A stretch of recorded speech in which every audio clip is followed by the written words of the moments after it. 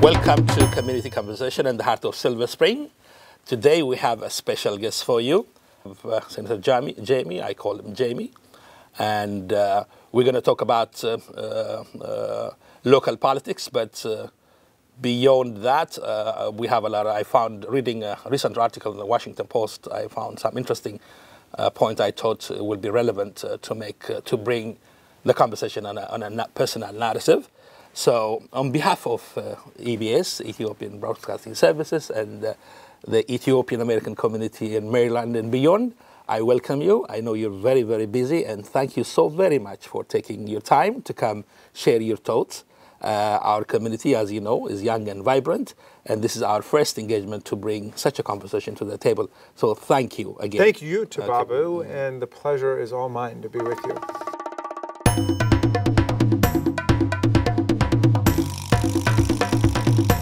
Good. I would like to start, as I said, reading a recent Washington Post article. I found two interesting points of entry to this conversation. The first one is a picture of your parents at the Washington Mall, cooling their fits at the time when Martin Luther King gave that big. And why do you have such a iconic photo in your office? Before you answer it, I want you to talk about what made the progressive, you're known as a progressive politician, public servant. So in that context, the making of Jamie, can you start with that photo and tell us? Well, I love the photo. It was in Life magazine. Yes. It's a long row of the protesters who would come to join the March on Washington with Dr. King and with the Southern Christian Leadership Conference and SNCC, and so the protesters were dangling their feet in the water, and my mom and dad were there, and they were listening to Dr. King's speech, and they just happened to be in this picture. And my mom had told me when I was growing up that I was a baby, and she brought me to the protest, but I don't see a carriage in the picture. I don't think she really did bring me, but she brought me in a spiritual and emotional sense, and I feel like as a baby I was there in some sense, and you know, the civil rights movement and the peace movement and the environmental movement and the women's movement, all of the civilizing movements of the last 20th century were basically the milieu that I grew up in. Okay. Can you share the story about your dad's role? I know he worked for the Kennedy administration, and then he was very active in the anti-war movement. Yes. And your mother wrote a book. Can you tell me about? Well, my dad, he'd grown up as a piano prodigy, and he was a musician for a long time. And then he went to law school, and he went to study philosophy at the University of Chicago. He finished last in his class at law school, and he was very proud of that fact. He never went to class, but when he got out, he got very involved in government. He went to work for President Kennedy on the National Security Council, but he had left early in opposition to the Vietnam War. And in 1960, the end of 1962, I guess, he left early and was one of the early critics of the Vietnam War and thought that it would become a disaster for the country. And in fact, he was indicted in 1968 in a case called the Boston Five trial with Dr. Spock, Benjamin Spock, and William Sloane Coffin and several others for conspiracy to aid and abet draft evasion. Wow. Okay. He was acquitted. The others were convicted, interestingly. I found an interesting interview with him in the New York Times the day after the acquittal, and they said, "How do you feel?" And he said, "Well, I guess I could demand a retrial," because he didn't want to be separated from the other defendants. He thought they should be together. But they ended up getting their convictions reversed. But I remember that period. It was a tense period, knowing that my dad could be going off to prison. And that made a real sharp impact on me as a little boy. I can imagine. Yeah. Can you share the story about that critical moment? You received a very special telegram at the time. I don't know if people... Yes. Well, the trial was a very celebrated thing, and it was, in the front page of the news, high profile. And there was a telegram that arrived from Dr. Martin Luther King addressed to my dad saying, Marcus, I just want you to know that if you are guilty of what they're saying, then I am guilty too. Signed, Reverend Martin Luther King. Good, good. So that's a prized, treasured memento in our family. I can imagine. Yeah. What about your mother? I know your mother wrote a book. Yeah, well, no, my mom was a writer, a journalist, and a novelist, and she wrote many books, and she was deeply involved with the arts, deeply involved with writers, and so I inherited from her the love of literature and the love of the arts and music, and that was kind of the defining emblem of her life. Yeah, so that's where your upbringing is. That's where the seed of progressiveness is, I can imagine. And you also mentioned you stumbled on books in the house. There was a lot of literature. Yeah, well, I mean, my dad was a writer, my mom was a writer, my sister is a writer now. She's a novelist. There's a lot of writers in the family, and you know, everybody lives by the word and lives by books and argument and so on. And so that's a fun way to go. I mean, you know, I'm not somebody in politics who's into manipulation. I'm into ideas and into real life experience. All right, we're going to get into that a little more. About that upbringing. I see this at the womb. The progressive public servant that we have was nurtured and created. You also grew up in Adams Morgan. I did. A lot of my life was lived in Adams Morgan, as I said earlier before this show, is the first space in the United States, actually the world. Ethiopians, Washington DC is the capital city of the Ethiopians living abroad. If that is the case, Adams Morgan is the heartbeat of Ethiopian community. It's known all over Ethiopians make home. In fact, they call it the 18th Street. It's known as it. Many come and are curious to see when they first come for the first time. They're curious to see where they want to go to 18th Street. So, well, there's all kinds of Ethiopian restaurants on 18th Street, and I remember it well as a kid. But it's very similar to the community that we live in, Babu and Silver Spring and Tacoma Park.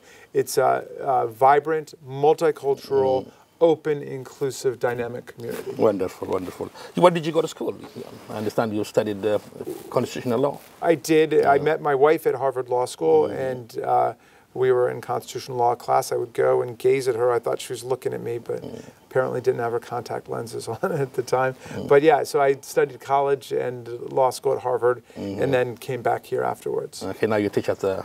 And I'm a professor of constitutional law at American University at AU, and I've been doing that for 25 years. Okay. What is constitutional law for a layman? It's a constitutional law. Well, if you can I mean, constitutional law are the basic rules of society.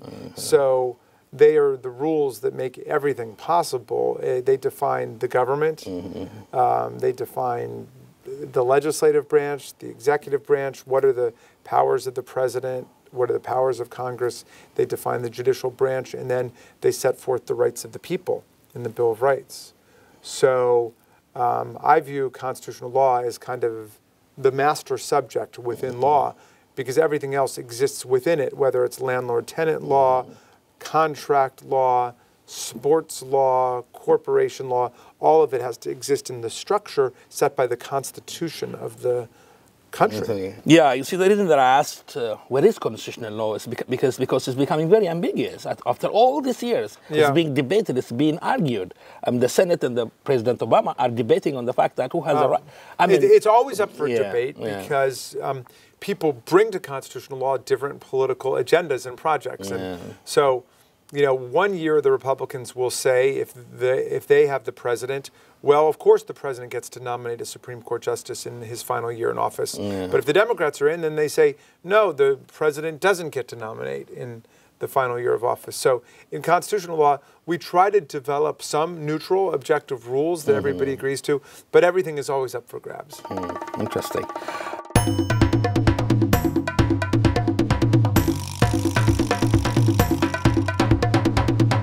Okay, now moving to our local politics.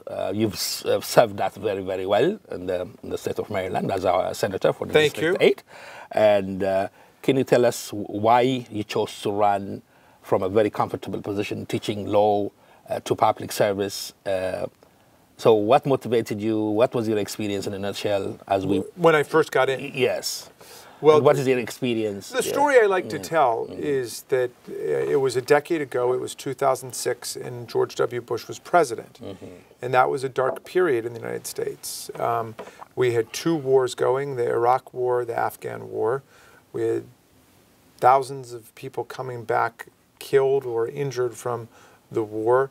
It cost more than $1 trillion just in Iraq alone, and our economy was spiraling downward. And one day I looked in the paper to see that my state senator, our state senator, had introduced a pro-Iraq war resolution in the Maryland Senate. And then I did more research to find that she had introduced death penalty legislation, had been blocking civil rights legislation for gay people, for the right to marry, and generally had not been acting in the best interests of our community. I said I was going to run, and people said, it's crazy. You cannot beat a 32-year incumbent who is the president pro tem of the Senate, and even if you were to win, you couldn't get anything done, any of the stuff that you're talking about doing. But when I first announced, the Washington Post had an article in which they quoted a pundit who said Raskin's chances of victory are considered impossible. And then 9 months later, we got 67% of the vote. The newspaper ran another article with a pundit who said Raskin's victory was inevitable. So we went from impossible to inevitable in a 9-month period.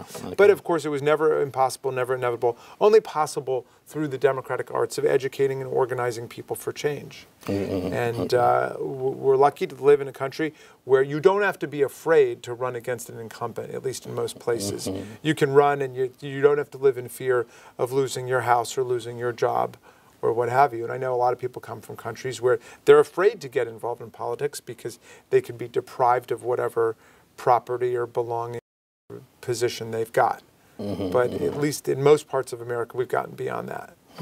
So so far, what are the most important legislation that you've pushed? I know benefit corporation. We're going to talk about benefit corporation because it's very important to my community. So can you give us a brief history of the... I got to introduce and lead the floor fight to pass marriage equality, abolition of the death penalty, which was a very big deal, restoring voting rights for former prisoners, former felons, very tough gun safety legislation to ban military-style assault weapons in the state. I worked on that with our friend Brian Frosch, who's the Attorney General of the state. Tough environmental legislation. So I've gotten to work on the big stuff, but I've been also really proud that I introduced the first benefit corporation law in America. Good, good. Can you give me a quick brief, what made that necessary? What motivated you to, as a very pioneering legislation? Yeah, I mean, the basic framework in corporate law is either you're a for-profit corporation, a business corporation, or you're a not-for-profit, you're a 501c3, and you're a charitable organization or educational.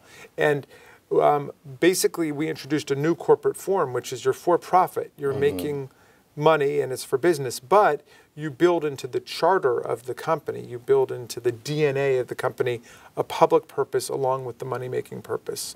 And so it might be to promote economic and educational development in Ethiopia and America, in your case of Blessed Coffee, or it might be to promote animal welfare and animal rescue, which is the case with the Big Bad Wolf, which is another constituent that became a benefit corporation. It might be to rescue a local river that's been polluted. Whatever it is, you put in the chartering documents of your company that you're working to make money in a certain field, but also to improve society. I remember one time you were talking about when C Corp was initially conceived. Was conceived for a particular project or purpose. Yes. And given a short lifetime for the purpose of accomplishing that public good, and it was supposed to be dissolved. That's right. And somehow they've managed to keep it going. Can you share a few points? There were very few corporations when America first started, and those that existed were on a short leash. They were really controlled. So there would be a corporation set up to build a bridge or to build roads. And they got a specific governmental charter to do it, and then when that economic purpose was satisfied, then the corporation would go away.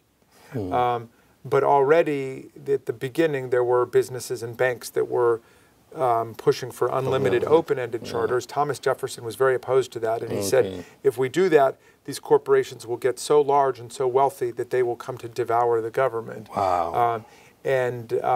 So obviously we've gotten away from that idea of corporations on a short leash, and they are, corporations can now operate for any lawful purpose, which is the way they're considered to be human beings. And they're now being treated the crisis that we have as human beings. So we have to figure out a way to go back to an older model, and the benefit corporation might be the pathway back, where they are money making, but they also have a social conscience built into it. Good.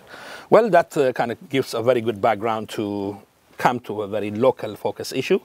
As you know, the Ethiopian American community in the U.S.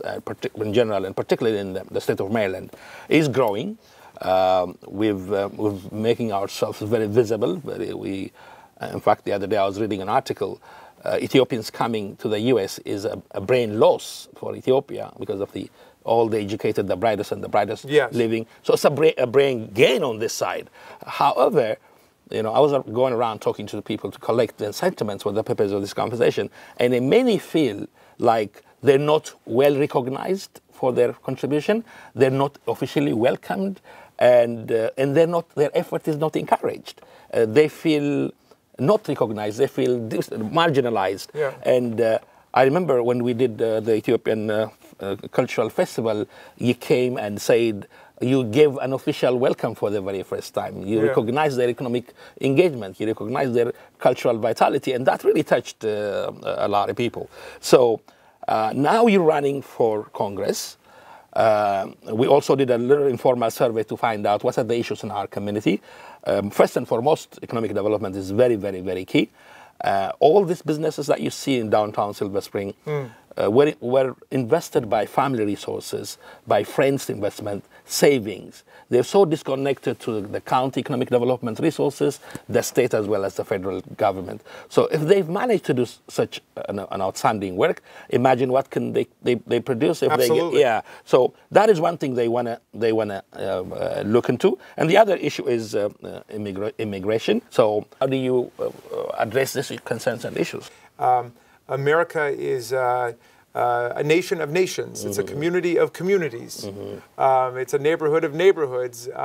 And the exciting thing is when we get new waves of immigrants coming in, it enriches and uplifts the culture generally. I mean, look at all of the things that I've just learned from you, much less all the other Ethiopians I've gotten to know, And so this process of immigration is something that defines us as Americans, and Ethiopians are now part of that American experience, and but of course what you're saying is true. It's always a struggle to get recognized. There's a struggle for recognition, and America is a big, bustling, open, dynamic country. You got to go and you got to fight to get recognized and get people to pay attention. But the Ethiopian community has a lot to recommend it to everybody. There's great cultural attributes there, and the restaurants are amazing, and the bars are amazing, and the social life that people have brought here is incredible. But I would view my role, and I have viewed my role as a state senator, I would view my role as a member of Congress in terms of the community as being a point of access and a point of entryway to all of those resources you're talking about.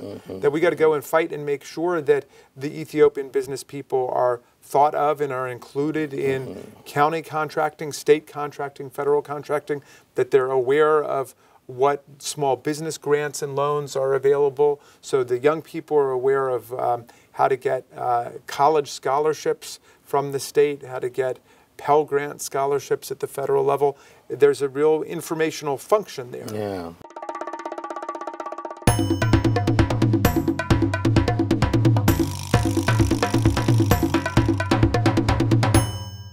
I was watching President Obama speak at the University of Chicago, and in his closing remark, he said the most important office is the office of the citizenship, the activism, and as I see it, the effective government here in the United States can only come about when the elected officials are engaged with active community engagement, from voting to participating in the political process. And it's like two hands have to clap together to be effective. That's right. So what is your message to our community in that context? Yeah. As you go to the chambers of lawmaking to produce laws, what is that the community can do to make it effective? Well, look, in an authoritarian society, the people are afraid of the government. Yeah. In a democratic society, the government should be a little afraid of the people. It's the people's needs and the people's interests and values that have to come first, you know? And so I've always regarded my role as a public servant, to the extent that people want to have me in public office, as serving the public's interests and going out and figuring out what does the community need, and then serving the needs of the community. And so we have enormous environmental challenges that we need to meet. Climate change is a huge threat to our survival as a country, as a world, as a species. We need dramatic reductions in greenhouse gas emissions, and we need to invest in renewable energy. And we also need to invest in the infrastructure of our country. We're the richest country on earth, but our infrastructure is collapsing. The bridges are falling down, and the roads and the highways are broken up, and the metro system here, our beloved metro system in the Washington area, is really dangerous now. It's just not as safe as it should be, and it's not as efficient and as timely as it should be. So we need a massive investment in our own infrastructure in an environmentally sustainable and positive way. Okay, to wrap it up in a message, what is the role and responsibility of the private citizens to make the government work? What is that you expect from us? As we say, takes two to tango. Yeah. And not only voting for you is enough, we also have to be with you, sometimes nag you, keep you focused to our issues, as they call it lobbying, I guess, public lobbying. So what is that you expect? What is that you advise for to our community to be engaged? In a democracy, the citizens govern. The citizens are sovereign. The people that we elect to be our state senators, our county council people, our members of Congress, they are our servants. They go and represent us, and they stay as long as we want them, and we bring them back, and so on. So what we need from the citizens is to be a good boss, to pay attention to what your employees are doing, to give them instructions about what the needs of our community are, and then also to be alert to dangerous tendencies in the country, including the racism and the xenophobia we've talked about, and also the corporatism, the idea that government should be serving not all of the people, but a handful of big corporations. Good, good. Well, I think that brings us to the final end of the program. This is a closing time, I'll give you an opportunity to directly look at the camera and tell our community. In fact, you can even, this is a time you can say, vote for me. It's all up to you. And but before I do that, as you can see, this is EBS. EBS is the first Ethiopian broadcasting service.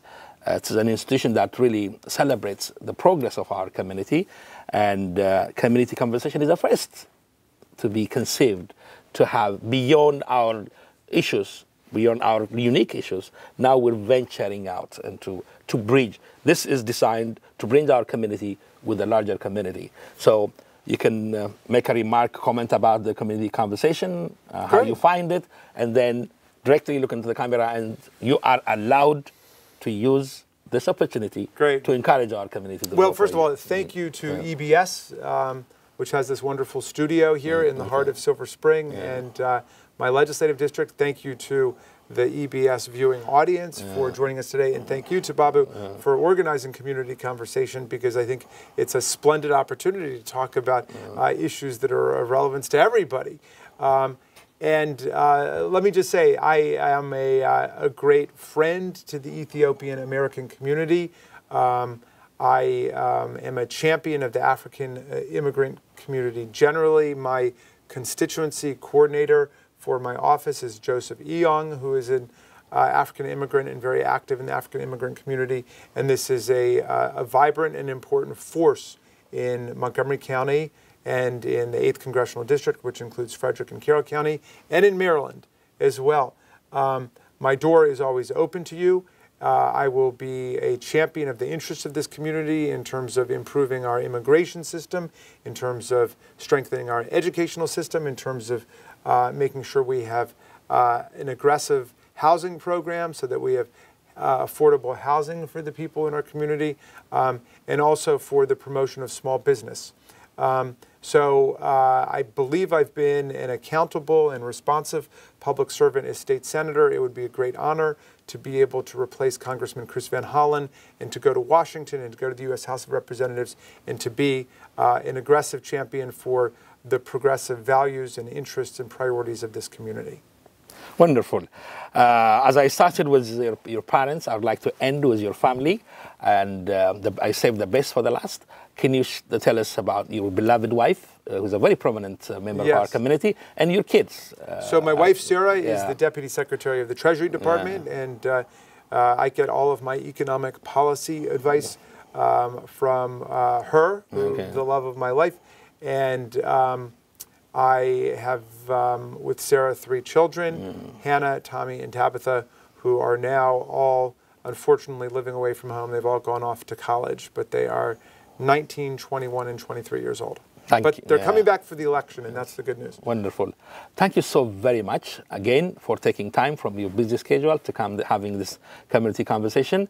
We wish you the best of luck. I know you're destined to do good things for our community, and we're behind you. Thank you so very much. Okay. Thank you so much.